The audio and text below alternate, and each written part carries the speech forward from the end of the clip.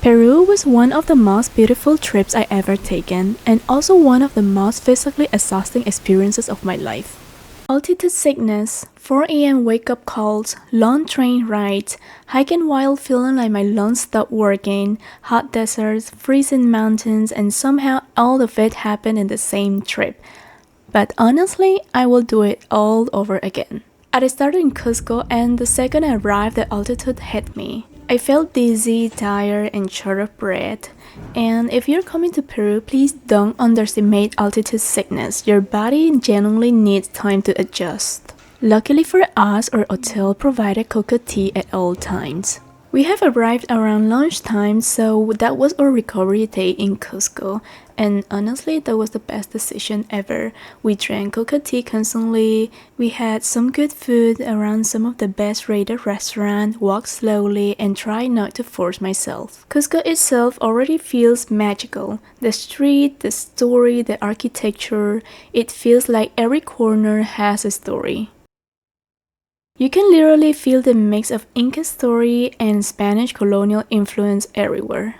As we walked through the town, we saw a group of children practicing traditional dances together in open courtyard and community spaces.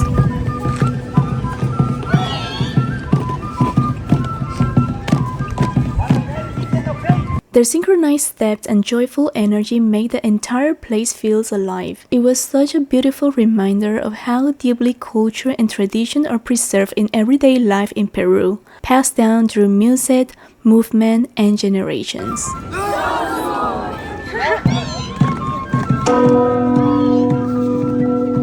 It's a guinea pig. Guinea pig nose. Oh, this one sounds so cute.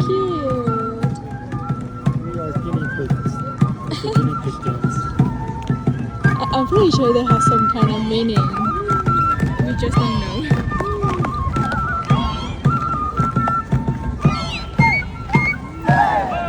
The next day, I had booked a tour to the Sacred Valley, and that's when Peru started looking unreal. These mountains don't even look real in person. I will say this area of the world looks like South American version of Switzerland but with better vibe. Every stop felt like history class mixed with a nature documentary. Surrounded by massive mountains, ancient ruins, and small traditional village, this area was once the agricultural and spiritual heart of the Inca Empire. First stop, Chinchero, a small Andean town known for its traditional weaving culture. Local families still use techniques passed down through generations using natural dyes and hand-woven patterns that each tell a story. And the local tour takes you to the artisan market, where you can learn more about how these artisans make their alpaca scarf while you are sitting and sipping a muña tea. Es hueso de la alpaca. This is alpaca leg bone, not tourist bone or husband. Parte del femur de la alpaca. See? This is the femur bone from the alpaca. This bone is for tie and tie very, very tight because it's waterproof. Para que sea impermeable a la lluvia. El hueso es importante en el trabajo. Y al culminar la manta no incluye el borde, ahí mi compañera lo está realizando, su nombre es Ñahuehua, para representar los ojos de la princesa. When you finish the table runner no incluye the border, she is other process, we call it Ñahuehua, para representar Inca princesas. Y una manta como esta se va a demorar 25 días, trabajando 6 horas diarias. No se trabaja todo el día, cansa la vista, la cintura duele. When you finish this table runner, it's 25 days, 6 hours every day. So next stop is Morai. At first glance, it almost looked like an alien amphitheater carved into the mountains, but these circular terraces were actually used by the Incas as an agricultural laboratory. Different levels created different temperatures, allowing them to experiment with crops at various climates. Honestly, the engineering here is wild for something built hundreds of years ago. The tour guide here gave us 20 to 30 minutes time to explore the area, and we could do this hike while taking a closer look and stretching our bodies for the next stop. So beautiful and scenic. Walking around the terrace only takes 45 to 60 minutes depending on your pace, so because we had a considerably short time, we were walking in a faster pace. For this tour, we are going to all these places mentioned in this entry ticket. Next up, the Salineros of Maras. To come into this place is a separate entry ticket because this place is owned by the family.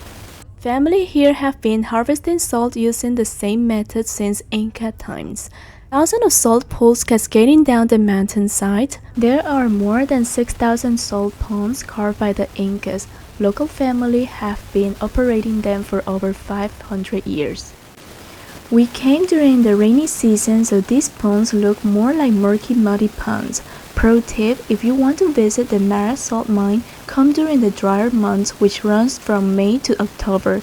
During these sunny, dry months, the natural spring water evaporates and exposes the brightest white pink colored salt crystal, which give you a surreal view of the ponds. After this, we had lunch in Urubamba.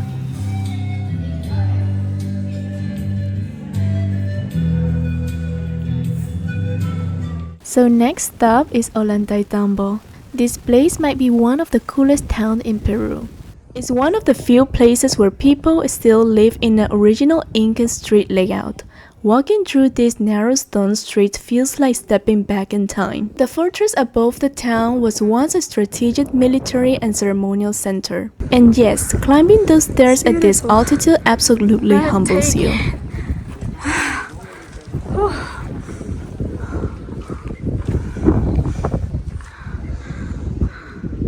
It's really breathtaking.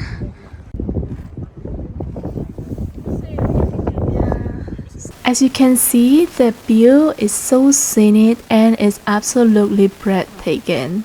But for the good part, we stayed in Cusco enough time to get used to the altitude. For this trip, the last destination is Pisac. Some people decided to stop in Ollantaytambo so they can save half the trip to Aguascalientes, where that's the usual town to stay before going to Machu Picchu. But we stay until the last destination to visit Pisac, and then returning to Cusco. So the last final destination of this tour for today is Pisac. The terrace here stretched dramatically across the mountainside, showing just how advanced Inca agriculture really was. This place combines two of my favorite things: incredible ruins and scenic view, and lots of alpaca where you can take pictures with. I came to Peru for the history, but honestly, I stayed for the alpacas.